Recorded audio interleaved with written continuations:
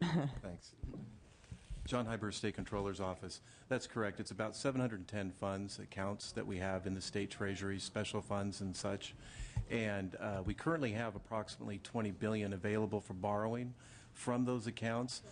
The actual amount we borrow changes on a day-to-day basis, so it fluctuates. I don't know what it is precisely today. I can let you know, but I think it's right around 15 billion, perhaps 16 billion right now. But again, that fluctuates on a day-to-day basis.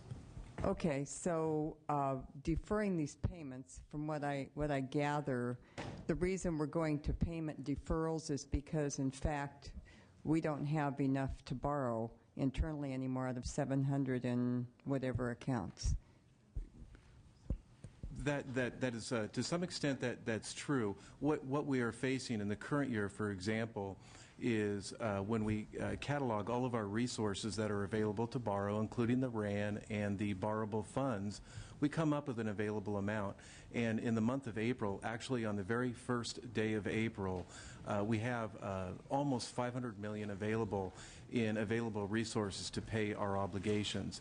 That's after we look at all the amounts that we need to pay out on the first day of April, which includes debt service, payments to pension funds and such as they're currently scheduled.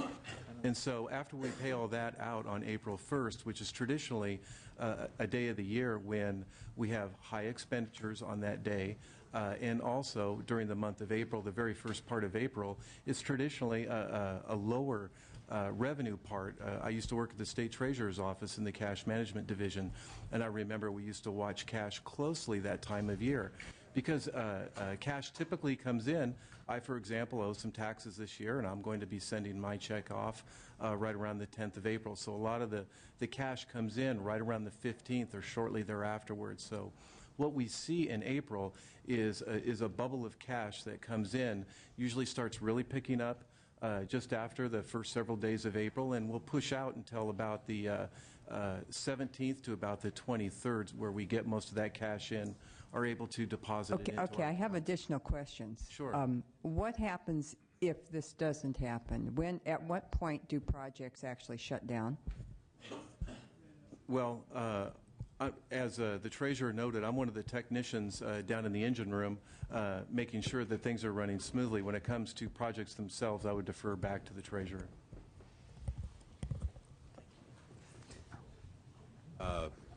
I'd recommend paying electronically on the 15th. By the way, you can do that. Okay. Well, again, all of these projects, have multiple funding sources, their own separate timetables. So as close to accurate as we can get is to say sometime in the summer. Okay, maybe if people stretched and there aren't new commitments made. I mean, I forget which of you serve on the state allocation board for school funding, but I get letters regularly signed, by the way, by every Democrat and every Republican that's on that panel about the urgency of financing new schools in your districts.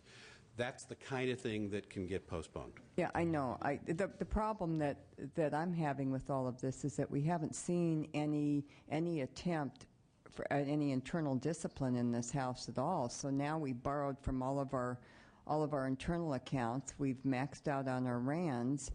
We've got to pay those back, and now we're going to start deferring roughly $4.9 billion in payments that are going to come hit us right after, sometime after November, after election time, and then we're going to have other things that come after November, when we're going to have a whole new House of a new group of lawmakers here, and a new governor, and that's going to take some time to get up and running. We could crash and burn sometime after November very easily. Well, and we're triple B now, and we're paying really high interest rates, which are impacting our general fund, and we haven't had any solutions that help us out on a cash flow basis. Yeah, Assemblywoman, the chair will not want to get me started on these general matters because I was hoping you would do it so I wouldn't have to. You've heard me numerous. No, I know the chair always I'm says we have problems, but I'm internally we have admonished. No but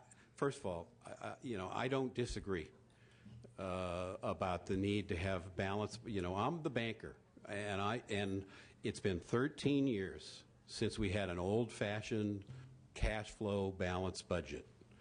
So there's a lot of blame for everybody in the last 13 years that I happened to be president of the Senate, the last one that was right, but it was Pete Wilson's discipline. It was Pete Wilson's discipline, I think, not because as soon as John Burton replaced me, it was gone.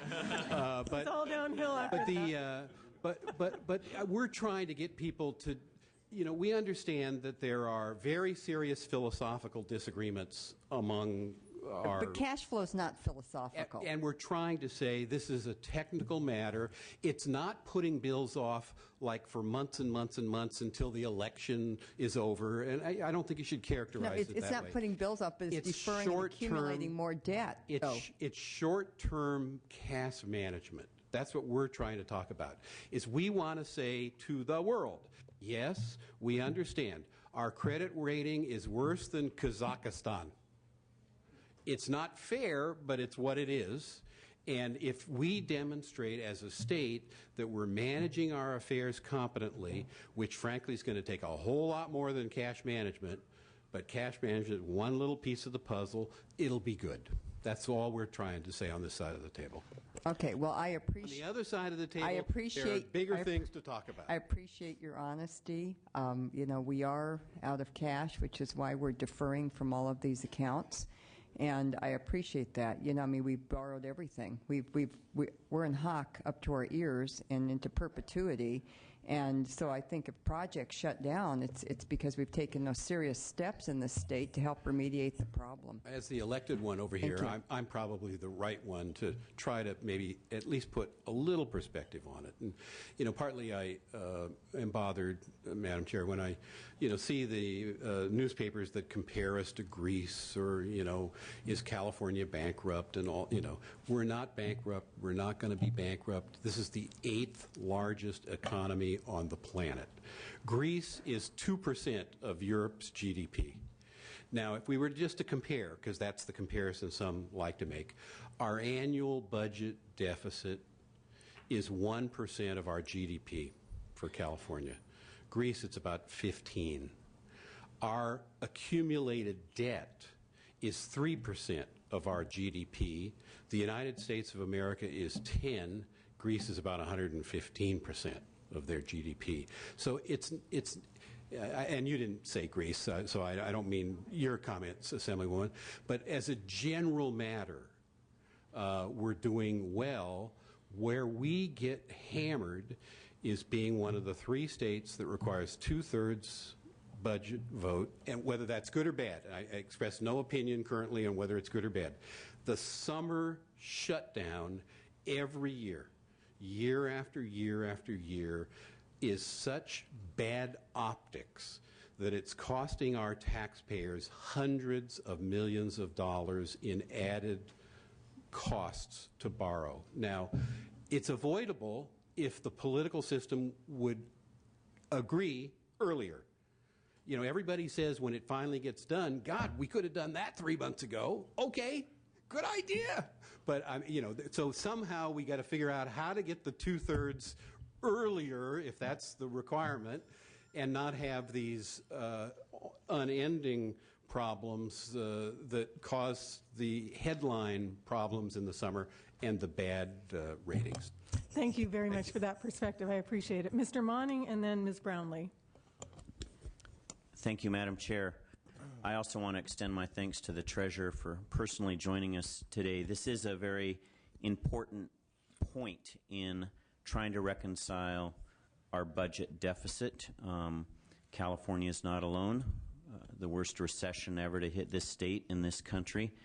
And as a result, our mission is to try to manage through these tough waters. I just had a question, Mr. Treasurer. I understand, I appreciated your characterization of the difference between macro budget decisions, policy decisions, how much to education, how much to health care, versus cash management. My understanding is that what we're looking at here is to give greater flexibility to you and other executive officers of the state to manage the cash. Here's the reassurance I seek, or my concern.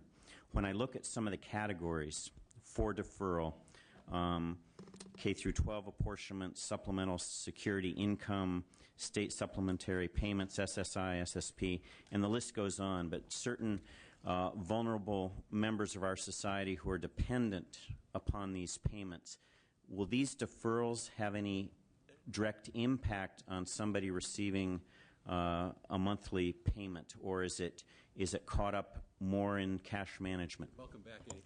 Yeah, let me mention to everybody on the panel and the members here, too, if there's a question that is more appropriately answered by someone other than Mr. Lockyer, please speak up. That's why you're all here, so go ahead. Madam Chair, Vice Chair, members, Veronica Chung with Finance. Regarding the deferral programs, Lester would like to clarify. The deferral for the SSI SSP program is a reimbursement to the federal government only.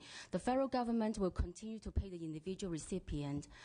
Regarding the other programs and entities, we have talked to and discussed with all of them over the last week or two, and heard all their comments and concerns and folded in their comments and concerns to the extent possible in the language that we all work on it together over multiple number of meetings. And we cannot say everyone, we cannot say there will be no impact. We know it is difficult for everyone who will be impacted, but we have worked very, very hard to work with them, and we continue to open our line of communication with them throughout the year, and that's exactly why there are provisions in the bill to allow the three officers to meet frequently, at least monthly, if not more frequently, to look at the cash situations, to make adjustments in consideration of the hardship of the entities and the programs. So we really would like to work with all the stakeholders continuously throughout the year. Thank you. That's helpful, and I appreciate that clarification. And again, I'm correct in my understanding that providing this flexibility in our cash management is essential to our ability to go out on the bond market and restore some confidence. Is that a fair statement? Thank you, Mr. Treasurer and staff. Thank you. Thank you, Madam Chair. You're welcome. Ms. Brownlee? Thank you, Madam Chair. I had a couple of questions relative to the bill before us, and I think it's probably a question for the LAO or Finance, and it has to do with the deferrals on the K-12 education issues. And I've had some members of the education community in my office raising some concerns here, and there are really three. One is the first one, and the way it was characterized, maybe the most important one, is around the issue of deferring monies in the month of March. March for school districts is the time when they have to make, I think, a final repayment of their trans, and if school districts don't make that final payment, they could be eliminated out of the pool for borrowing, sort of in perpetuity, and that was a concern that they expressed. Another concern is, just as Treasurer Lockyer is here before us saying the more information he has and the more things that are secured, the better opportunities he will have in the market. School districts are in the same situation, and they're feeling as though just the fact that they can defer $2.5 billion is not enough information. In other words, schools are saying that districts need to know really how much you might be deferring from them and when, because without some of that information, it might be difficult for them to actually go out and borrow and keep their cash consistent as well. And the final issue that was raised too is on the hardship question, which is there seems to be a hard and fast day built in the bill that's May 17th is the last and final day to declare hardship. And what happens if a district realizes they need hardship in June or July before their fiscal year is over with, and what would they do under those conditions? So those are the three questions. Before you answer that, actually, Ms. Brownlee, I think the Treasurer's office might be in a better position to answer those questions more specifically. She's not looking like that's correct. And Finance as well. Okay. Jason Sisney from the LAO. With regard to answer the questions in turn, With regard to the issue of not only school district, not only K-12, but community college trans, those entities also borrow for cash flow, just like the state. There are two separate parts to this proposal. First, the deferrals that are planned for March and April of 2010, a few weeks from now. K-12 is not on that list. Community colleges are, and that will be difficult for some community colleges potentially. They're going to have to plan for that in the next few weeks about how to meet their TRAN obligations in March and April 2010 if this bill is passed. They would have at least a few weeks to plan, but you're right, it would be difficult.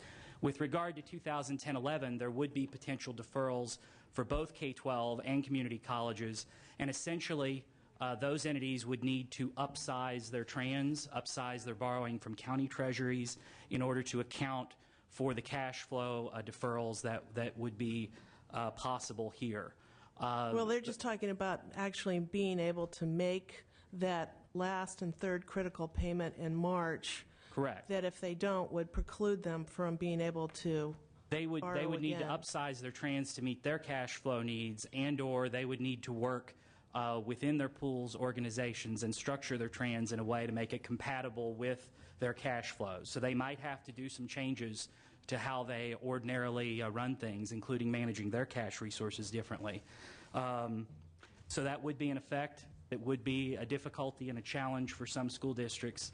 The advantage of taking these actions now, as opposed to later, would be that they would have more time to do that.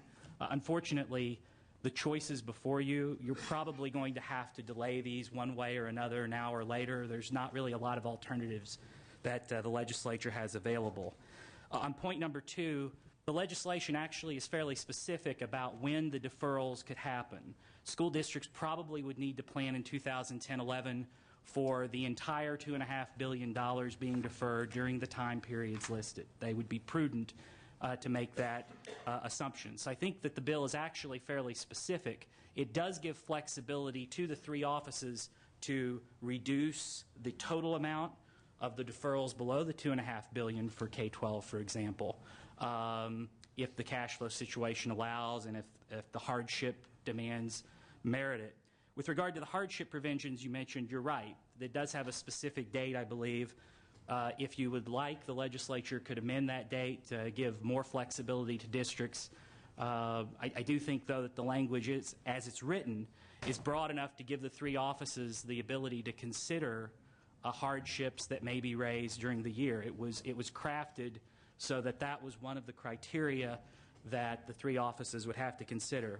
I think the bottom line is the choices facing the state, essentially no matter which balanced budget solution you come up with, likely will require payment delays of this type. And enacting them now as opposed to later has the advantage to give school districts and others the ability to plan, because I think you're right. They're going to have to potentially do some things differently than they've done in the past. Well, and can I just follow up? I do want to mention, though, we had a very lengthy meeting with the Ed Coalition today. And I wasn't informed. Yeah.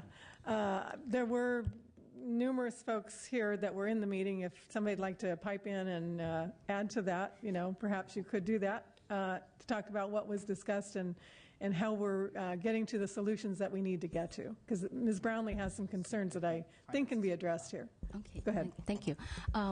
We totally agree with what the Legislative Analyst Office stated, and to add to that is we also heard the concern about the March set-aside payment necessary for the trans repayment.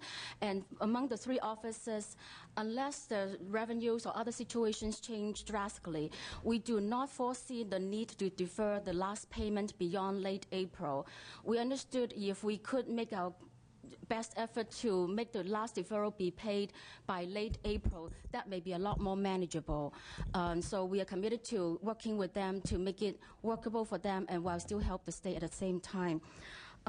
In terms of the amount of deferrals, we agree that the bill has specified number of deferrals, the months, and also the length of time. And the provisions under 16325.5 allows the 3 offices to continuously to talk to the entities to make sure hardships are considered. Even though there's a May 17th target date to get the applications for the waivers. We can also refer to the broader waiver hardship language in 16.325.5 to consider additional and anticipated hardships throughout the year, and we're committed to doing so throughout the year with the entities. Thank you. You're welcome. We've been working on this very, very diligently to try to deal with that problem. Before I go to public comment, is there anything else from LAO, Controller, Treasurer, Department of Finance? Mr. Locke, your closing words? Thank you so much for being here. We're going to have an opportunity now, a brief opportunity for some public comment on this bill. So if you have a comment, come up to the microphone on the front to my left, your right. Limit your comments, please, to AB 8X5 and no more than 2 minutes. That microphone right there next to the sergeant. Because we've got a lot of people lining up here. I'm going to be real strict on the 2-minute time limit because we have 2 more bills we have to consider. Identify yourself by name and affiliation, if any, please. Good afternoon.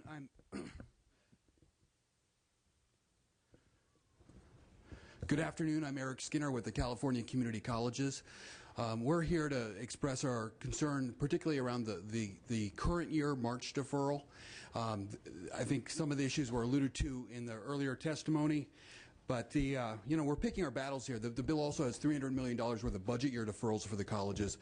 We understand the state's facing tough choices. That planning horizon will allow districts time to plan appropriately.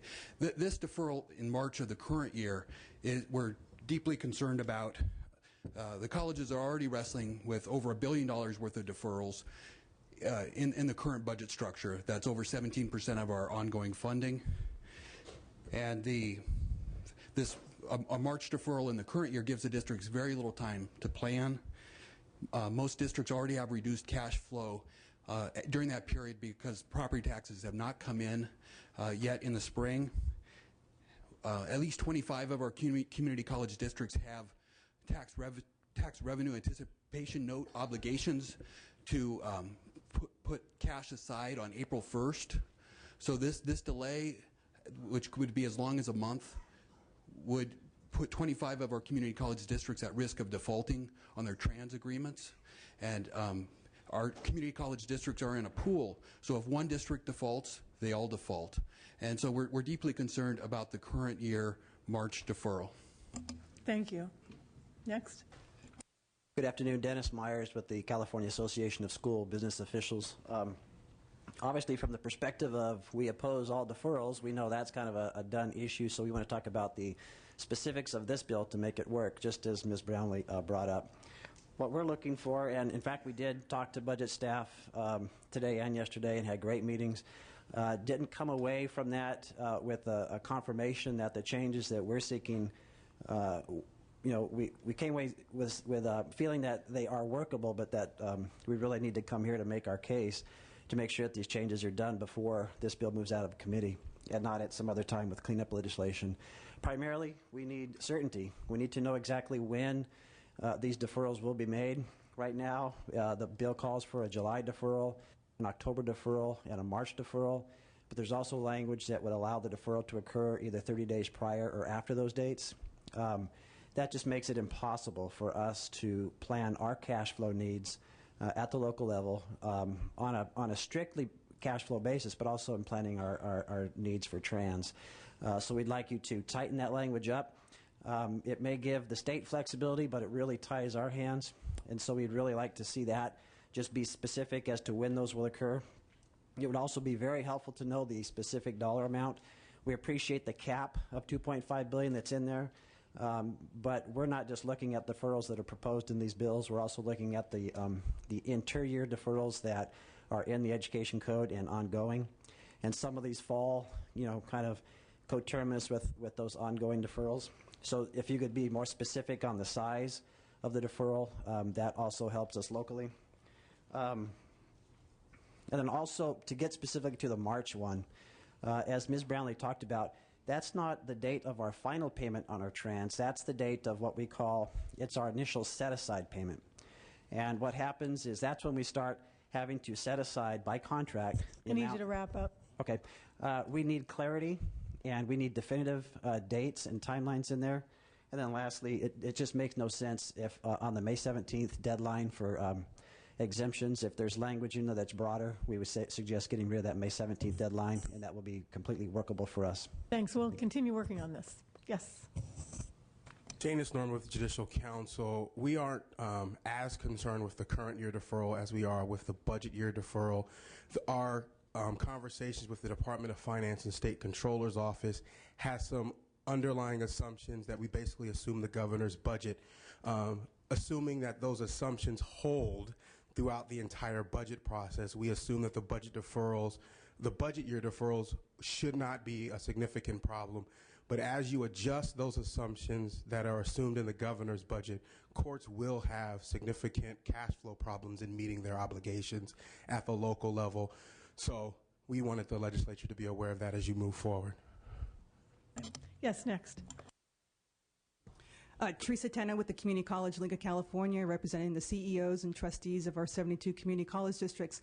I do want to just kind of jump on the comments made by Eric Skinner, our Vice Chancellor at the Chancellor's Office, and highlight the concerns that we have related to the current year deferral that the community colleges are slated to take in AB 5. The concern is, this language was only shared with our districts on Monday. Our districts have been grappling with 3 different versions of deferrals, the one that was adopted in February, the one that was adopted in July, the one that was adopted in August. They've planned accordingly in the current year to meet their financial obligations, particularly payroll and vendor payments. We are concerned that this deferral will occur next month, and it could pose a problem in the sense that we may conceivably not receive our March payment for almost a month. Now, there is a provision in the bill that allows for a set-aside of $12 million. We'd ask for some consideration of perhaps increasing that, given the short term that we have to react. We understand that the situation the state is in, and we obviously are living in the having these deferrals, but there's a very short time frame in which we're having to respond. So just wanted to share those concerns. Thank you. Yes. My name is Stephen Rhodes, representing Santa Ana Unified School District. The March date is a problem. We understand the difficulties that the state is having. It's $2.5 billion that you're going to be borrowing from K-12 schools. The cost to schools is probably going to be somewhere between $15 million and $30 million. We'd like you to consider sometime in the future of reimbursing school districts for that cost. We think that would only be fair. Thank you very much. Thank you. Next. Good afternoon. Deborah Brown with the California School Boards Association. And the concerns that we have already been noted, but just to emphasize them, just the initial concern that we are opposed to deferrals because it is passing the state's cash flow problems onto districts. And as Mr. Rhodes mentioned, the costs are not insignificant to districts to borrow to do that. But given that it seems that is the way that the state is going, the concerns that we have are making it more available for districts to actually do the borrowing so that they can cover their cash flow problems and not be facing a more financial crisis. And so those issues are related to the certainty of the deferrals. So knowing when the money is going to be deferred, how much is going to be deferred, and when it will be paid back. The second issue is more significant, is the issue with the March deferral and the fact that does coincide not only with the existing inter-year deferrals where $5 billion in state payments to schools are being deferred during that time. It also does, as Ms. Brownlee mentioned, coincide with when districts are having to make their set-aside payments on the short-term loans that they've needed to take out in part to help cover the state's existing deferrals. And then the final issue is that date in May whereby districts would be applying for a waiver of the deferral. That date needs to coincide more closely with when districts have a sense of what the state budget is going to look like and how that will impact schools. We have had positive conversations with budget staff and the state treasurer's office and appreciate their listening to our concerns and working with us on those issues. Thank you, and we appreciate all your cooperation. Yes, next. Monica Nestrosa with the San Diego Unified School District. We're obviously opposed to deferrals just in general. This current year, my school district had to take out a loan of $180 million.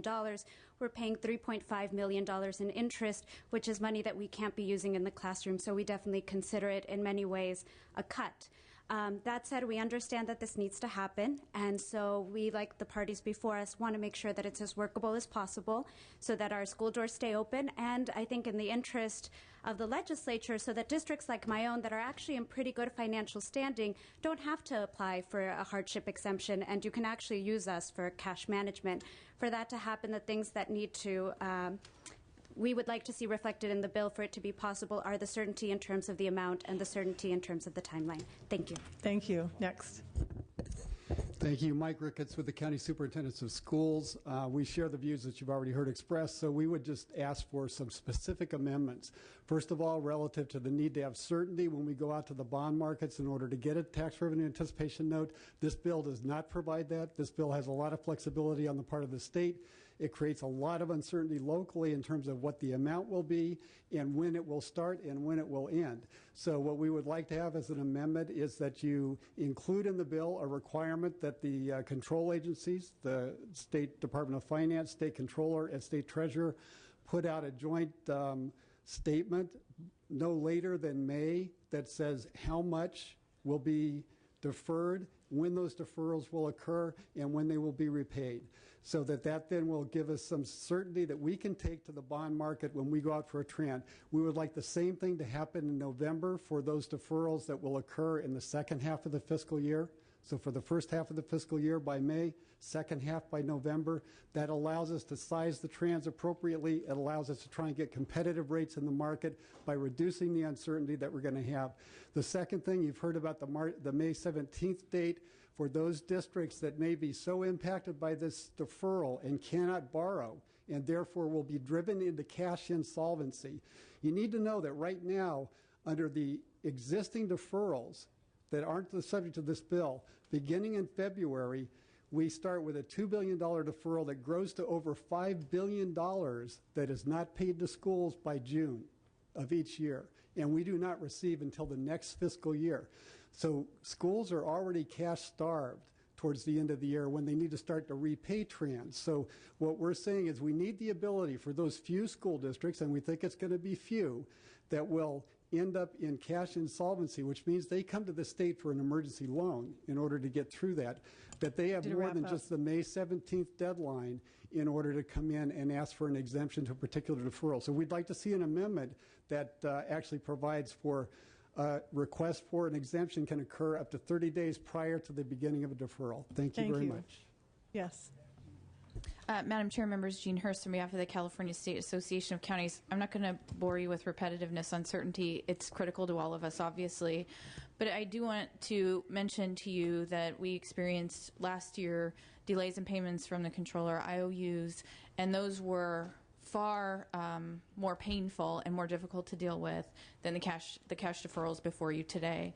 I also want to mention that last year when we did go to market with our trans, our pool essentially fell apart, no buyers, even at very costly interest rates. We're looking to restructure that, but of course this places additional difficulties in providing that certainty that Wall Street's looking for.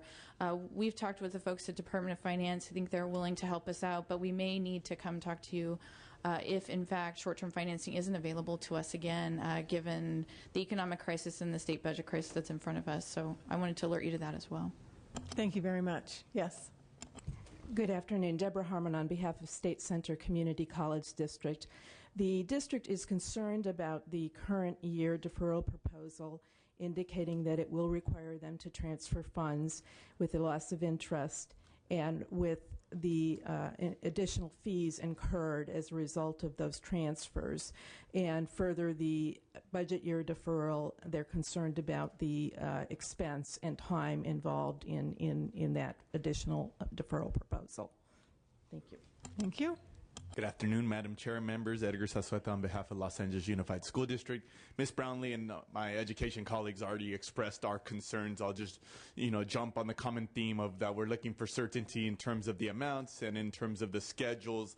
At the end of the day, we concur with the changes that have been expressed in the bill, and we at the end of the day, we're concerned about our ability to go to the capital markets for some assistance, given all the uncertainty with our budget. So we appreciate your support on that. Thank you. Jeff Freitas with the California Federation of Teachers. Thank you. I'd like to say that we do oppose, in general, the deferrals. We do support, however, our management partners in the Education Coalition and what they're talking about. But I would like to address why we're borrowing from education at a time when it's been cut at its bare bones. And this can be addressed and looked back at the point, the day after the governor took office and cut $6 billion from the budget and the pledges that over a third of the legislators have taken. And that's why we're borrowing money. And we're borrowing from education at a time which at its bare bone. Thank you. Thanks. Madam Chair, members of the committee, Andrew Keller from Governmental Solutions Group. On behalf of San Francisco Unified School District, we'd like to align ourselves with the comments made by our colleagues at the other school districts and just give you a dollar figure here. With San Francisco paying for these deferrals, the interest rates we're looking at paying are going to cost the district an additional $300,000 at a time when we don't have this money. This money needs to go into the classrooms, and for this reason we oppose these deferrals. Thank you. Thank you. You're our last speaker. Steve Henderson, California School Employees Association. I'd like to align myself with the comments of the previous speakers, particularly around the certainty of not only amount but the timing of the deferral. The March deferrals create such a problem for the school districts when they're trying to set aside money for payments of transit they've made from the previous year, and now they're going to get hit with deferrals also. It puts such a crunch on the school districts at the local level. And finally, I'd like to associate myself with the comments regarding the May waiver. Thank you. Thank you very much. Okay, that's the end of our public comment period on this bill. Members, the situation is that we are continuing to work on these issues that were just raised. We've made an enormous amount of progress just today. I don't foresee any problem. The way that I understand this is supposed to happen is we've got the bill in front of us. The treasurer and the controller need us to move it out now, and then we will come back with cleanup legislation to address the issues that were raised here today. So what I'd like to do is entertain a motion to move AB X85. Sorry, yes, Mr. Nielsen. Just a quick comment, Madam Chair, and thank you very much, you and the Speaker, for convening this hearing. I think it's very constructive and very productive. And I would just urge that as bills would move to the floor, particularly this one, I would request that we consider not bringing them up on the floor until next week. And in the meantime, that leaders get together and identify some substantial cuts, some real cuts, not just intent language, but some real cuts that we then can consider simultaneously on the floor, because I do not believe it prudent for us to just move some of these solutions along without cuts concomitant. So that will be my request, to add the cuts in a bill that comes before committee that can be agreed on in a bipartisan way and move to the floor next week to be considered along with whatever passes here today. I'm sorry, Mr. Nielsen, there are way too many conversations going on at once. This committee is not in charge of determining what goes to the floor when. We simply are hearing the bills today and either passing them out of committee or not. So were you asking for us to do something else? I'm outlining a suggestion to the universe, shall I say, that we cannot do. I'm talking being predictive of floor action. I'm not saying that there are going to be any votes on floor votes for two-thirds things unless we get some cuts, simply put. Understand, and I think you'll get your opportunity to vote for cuts coming up very shortly. Ms. Harkey, I'm not going to take any more discussion at this point. We've got less than an hour left for action on two more bills. I understand. I just want to say that I understand that we've deferred payments to these schools, we've deferred payments to the counties, and now we're taking more because we will not discipline ourselves and get the state in order into such a degree as you all have. Thank you very much. Okay, so the chair will ask for a motion to move the bill to the floor for concurrence with Senate amendments. Okay, it's been moved. Do I have a second? I have a second. We'll call the roll. Evans? Aye. Evans, aye. Nielsen? Aye. Nielsen, aye. Adams? Not voting. Arambula? Bell? Berryhill? Aye. Berryhill, aye. Blumenfield? Aye. Blumenfield, aye. Brownlee? Brownlee not voting. Caballero? Caballero, no. Chesbro. Chesbro, aye. Cook. Not voting. Cook not voting. De La Torre. Emerson. Emerson not voting. Fuhr. Fuhr, aye. Fuller. Fuller, no. Gilmore. Gilmore not voting. Harkey. No. Harkey, no. Hernandez. Hernandez, aye. Hill. Hill, aye. Ma. Ma, aye. Jeffries. Not voting. Jeffries not voting. Monning. Monning, aye. Nastandi. Ruskin. Aye. Ruskin, aye. Silva. Silva not voting. Swanson. Swanson not voting. Skinner. Skinner, aye.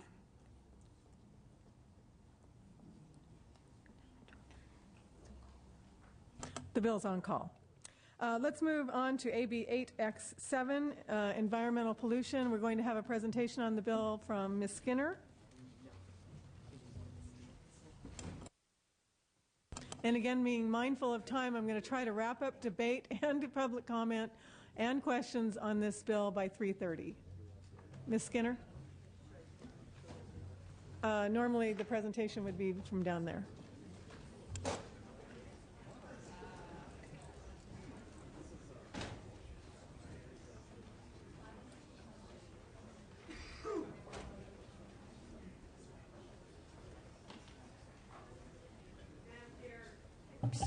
Madam Chair and members, thank you. AB 7 in the 8th extraordinary session is a fix for the bottle bill. The bottle bill, as most of you know, is California's extremely successful recycling program. And the reason that it needs a fix right now is the fund that's in the management of the Department of Conservation, which provides not only the deposits, so I mean not the deposits, rather if you bring a bottle back in and you get your rebate, the fund is partly what covers that, in addition to covering many of the fees for processors who take these materials and prepare them and such for the secondary market, for the market that actually reuses or makes new products from these materials. Madam Chair, I'd like to move the bill. Thank you.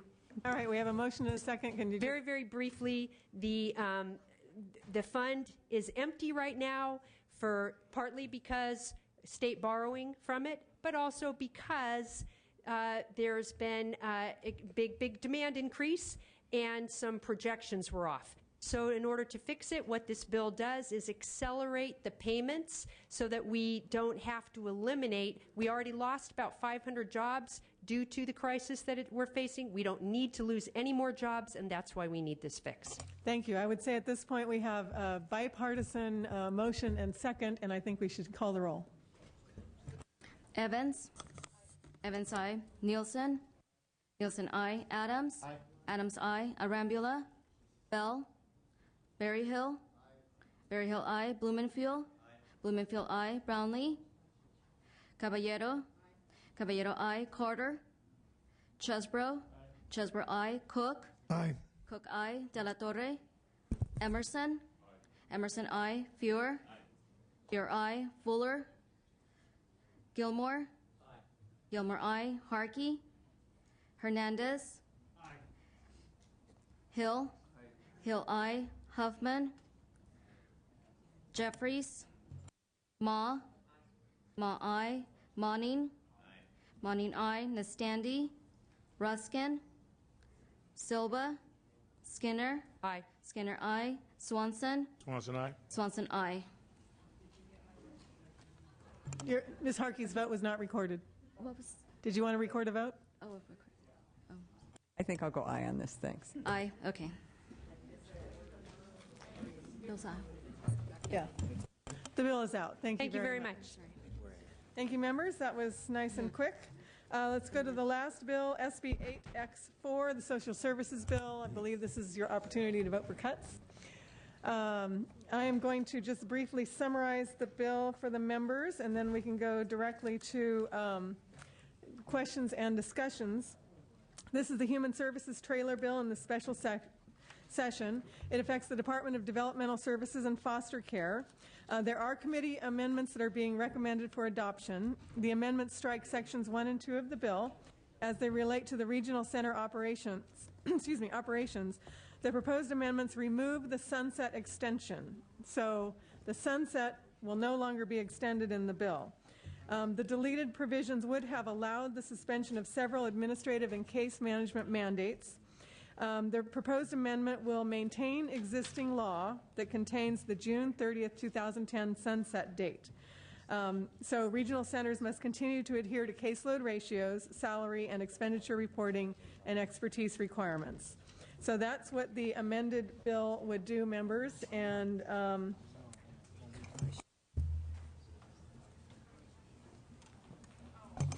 so that's what the amended bill would do, members. And so we have folks here, if you'd like to identify yourselves, as far as to answer questions.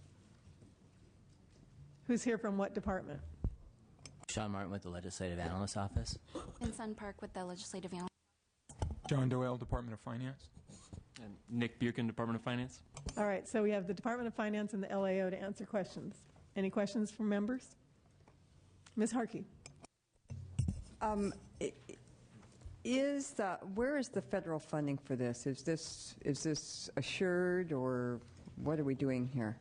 It says, my analysis says that the savings may not materialize because it assumes the state will receive increased federal funding for foster care, but that's not. When do we know? Madam Chair, thank you, Madam Chair and members. So just to address your question on the foster care portion, we're not aware of any indication that the federal changes are going to occur anytime soon. So again, the language here is contingent upon changes in federal law, and we're not aware of that. So we are supportive of the policy. However, we would recommend against scoring the savings in the budget. Okay. And just to follow up on that, Nick Buchan, Finance, we've had discussions with the federal government. We don't have firm commitment yet, but we're confident that we can get something. Get some federal funding in this area. But we can't score it yet because we don't know how much. Okay, thank you. Well, I think the recommendation is to score it from the Department of Finance. Yeah. Other questions, members? All right, then we'll hear from the public. Are there a couple of folks here wishing to testify on this bill? Yes, no? If so, don't be shy. Step up to the microphone, please. Hi, my name is Simeon Gant, representing Service Employees International Union, and we worked on these amendments with staff, and we appreciate working with you on this. We certainly agree with striking out Section 1 and a portion of Section 2 to make sure that caseload requirements continue, as well as executive salary requirements, reporting continue, and contracts reporting be continued. And those are the three issues specifically that we wanted to make sure that were in the record. Thank you, and that is what the amendments do. Okay. Yeah, thank you. Anyone else? Hi, Rick Rollins, representing the Association of Regional Center Agencies. As long as the amendments are clarified to just deal with that reporting issue, then we have a neutral position on the bill.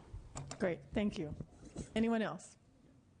Questions, comments? Mr. Chesbrough? Yes, Madam Chair. Well, I regret this legislature having to continue previous reductions. I did express concern about transparency and monitoring the impact of those reductions, and I think the amendments address that, and so I'm appreciative of whatever support is here and the effort that has been made to amend this to maintain that accountability and transparency on how the reductions are being carried out at the regional centers. So,